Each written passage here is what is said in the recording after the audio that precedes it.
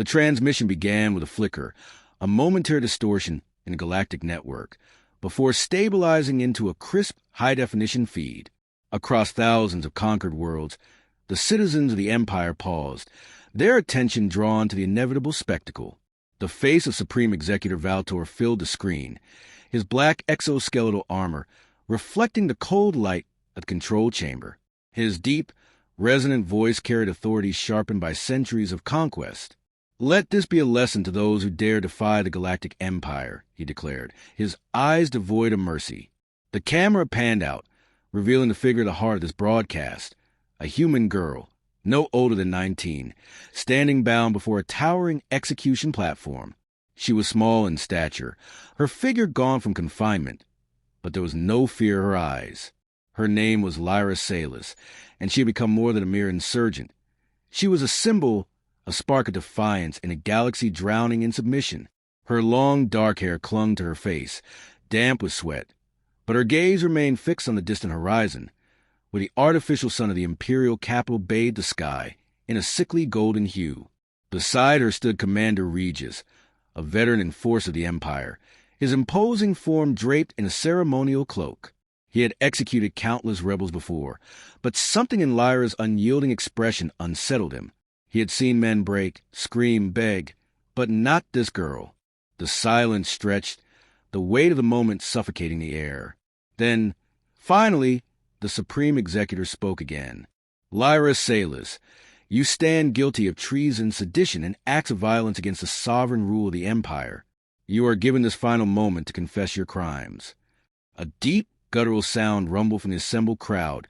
Thousands of citizens forced to bear witness, their faces a sea of unreadable expressions. The Empire's grip was absolute, and yet the silent defiance in many eyes suggested that fear had not yet wholly extinguished hope. Lyra exhaled slowly, lifting her chin. When she spoke, her voice was steady, clear, carrying to the vast courtyard. "I regret nothing." The word struck like a thunderclap. Regis felt his jaw tighten, his grip on the ceremonial blade faltering for a fraction of a second. Valtor's expression remained unchanged, but something in the air shifted. The girl should have been broken. They had interrogated her for weeks, pushed her to the brink of human endurance, yet she had given them nothing. No names, no locations, no pleas for mercy. Lyra's eyes moved over the crowd, past the faceless spectators, until they landed on a small cluster of figures near the back. Resistance fighters, hidden in plain sight. She could not acknowledge them, could not betray their presence, but they would know. The Empire had made a mistake.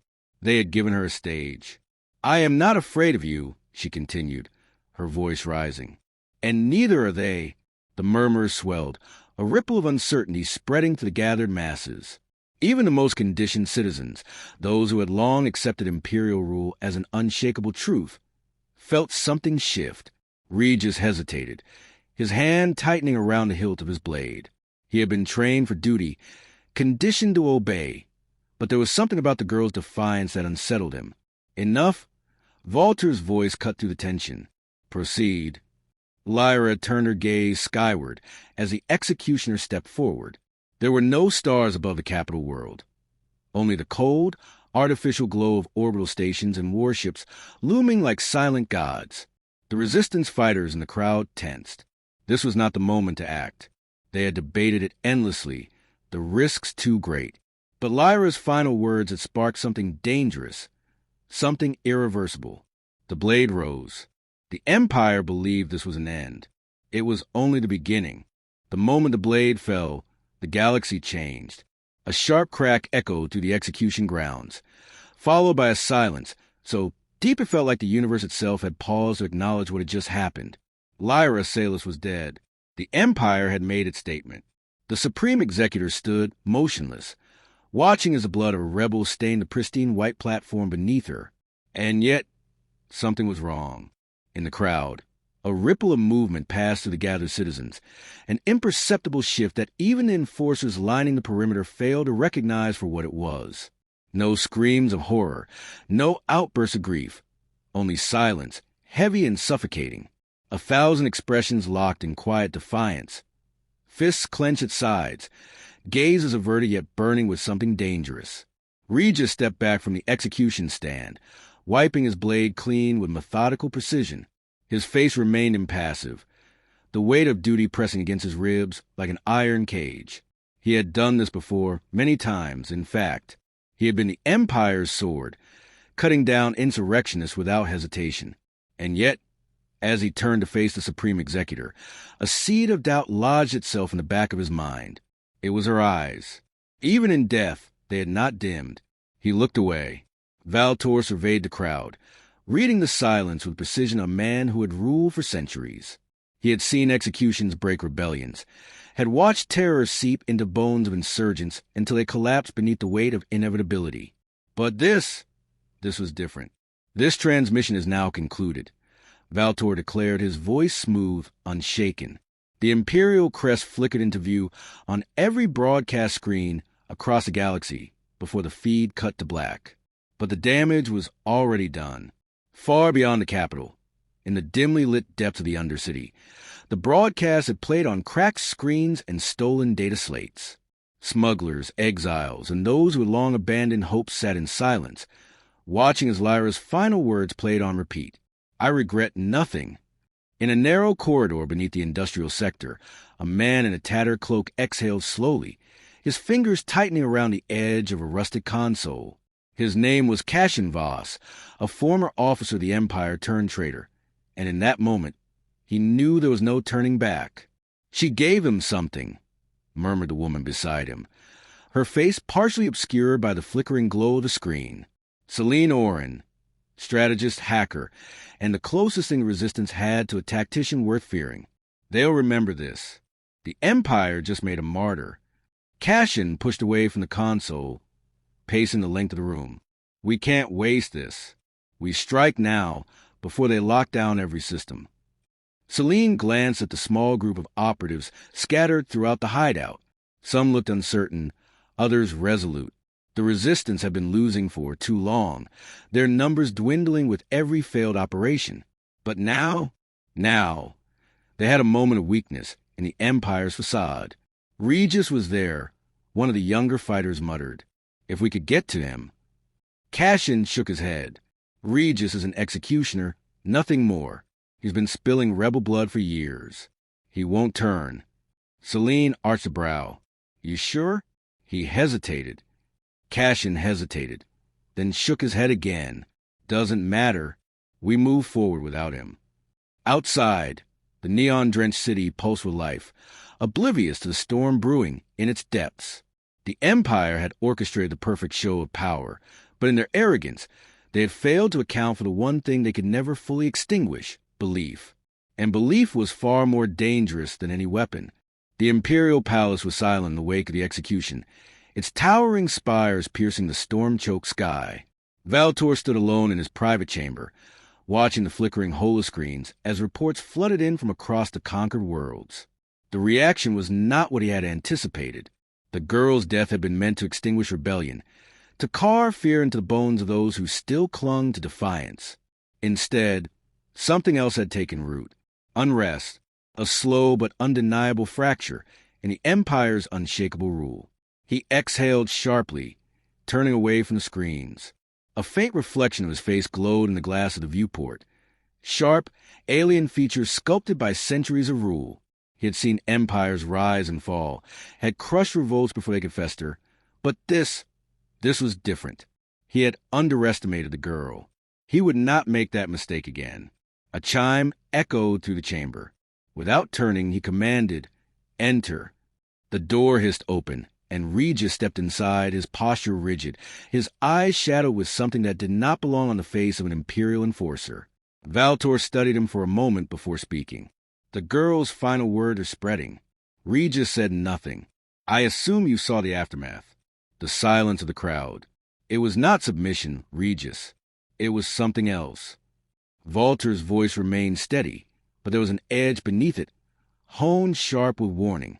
Regis inclined his head. I executed her as ordered. That is not what I asked. A beat of silence stretched between them. Outside, the storm rumbled, distant but unrelenting. She did not beg, Regis finally said. She did not even flinch. Walter's gaze darkened. And that troubles you? It should trouble you, Regis countered, his voice quiet but firm. The words lingered in the air, bold in their challenge. A lesser officer would have been executed for such defiance, but Valtor did not move. He understood the weight of what Regis was implying. The girl had not died defeated. She had died victorious. Valtor turned back to the viewport, watching the city below. The resistance will move quickly now. They believe they have momentum. Regis shifted, his hands clasped behind his back. Then we should crush them before it takes root. Walter's lips curled in something almost resembling amusement. You speak as if it is that simple. Isn't it? Valtor finally turned to face him. No, not anymore. Another chime. The holoscreen flared to life. An urgent transmission scrolled across the interface. Resistance activity detected in the lower districts. Unusual movement near key installations. A brewing storm ready to break. Valtor smiled, cold and calculating. They want a war? He turned to Regis. Then we give them one. Cashin moved like a shadow through the Undercity, the hum of industrial turbines echoing off the metal walls around him. The map on his wrist display pulsed faintly, guiding him through a maze of maintenance tunnels, forgotten service corridors, and crumbling ruins beneath the Empire's pristine surface. Above ground, the city shined with imperial order. Down here, it reeked of smoke, sweat, and revolution. He wasn't alone. Celine followed close behind, silent but alert, her eyes scanning every dark corner. Neither had spoken since they slipped out of the Resistance safe house. Words weren't needed anymore. The time for planning was over. Now came the time for risk. The target was a data relay hub, a primary nerve in the Empire's communication grid. If they could hijack the signal, even for 30 seconds, they could broadcast Lyra's final message unfiltered and censored to every world under Imperial control. The Empire had scrubbed the execution clean, replaced it with edited footage and commentary meant to fracture the truth. Cashin intended to correct that lie. At the end of the corridor, a reinforced blast door loomed, guarded by 2 sentries in black Imperial armor. Cashin raised a hand, halting Celine behind him. He knelt beside a ventilation grate, removing a compact device from his belt. The screen lit up with schematics as he hacked into the surveillance feed. "They're cycling patrols every 4 minutes," he whispered. "We slip in right after the next pass." Celine nodded. "Make it fast. We don't have long." A distant tremor rolled through the tunnel. Explosions from the east. Resistance cells were staging coordinated strikes across the district to pull security away from the hub. Diversion after diversion. All time to give Cashin and Celine the briefest window to reach the heart of the Empire's voice. The patrol moved. They ran. In the span of seconds, Cashin jammed the lock, disabling the alarm, and the blast door slid open with a metallic hiss. Inside, the relay chamber glowed with artificial blue light, rows of servers humming with restrained power. Celine moved to the control console, fingers flying across the interface. "I need 60 seconds, she muttered. "Cover me." Cashin took position at the entrance, drawing his blaster and listening. Every heartbeat was a countdown. A voice crackled through Celine's comms. "All fronts under fire. They're scrambling reinforcements." "Hurry," Cashin urged. "I'm almost—" The lights flared red. Sirens wailed. "They know we're here." Cashin spun, firing at the door as the first enforcers poured through. Blaster fire lit the chamber. Celine ducked, continuing her upload, even as sparks flew overhead. Cashin moved with precision, cutting down the first wave, but he knew they were running out of time. The Empire's response would be overwhelming. "Done," Celine shouted. "It's live." On screens across the galaxy, Lyra's face appeared once again, unaltered and censored. Her defiance, her strength, her final words, all of it broadcast in her voice, her truth. "I regret nothing." And then the screen went black. Celine turned from the console, just as another enforcer rushed in. Cashin fired, too late. The shot struck Celine square in the chest. She dropped to her knees, eyes wide in shock. Cashin caught her before she fell. "Stay with me." She smiled weakly. We did it. More soldiers filled the chamber. Cashin fired until his weapon overheated, dragging Celine behind a console, blood soaking her shirt. She coughed once, then stilled. Cashin didn't have time to mourn. He looked up, surrounded, the blaster slipping from his fingers. But it didn't matter. Outside, protests erupted on distant worlds. Imperial banners burned. Underground channels exploded with Lyra's message. In death, she had done what the living could not. She had awakened the galaxy.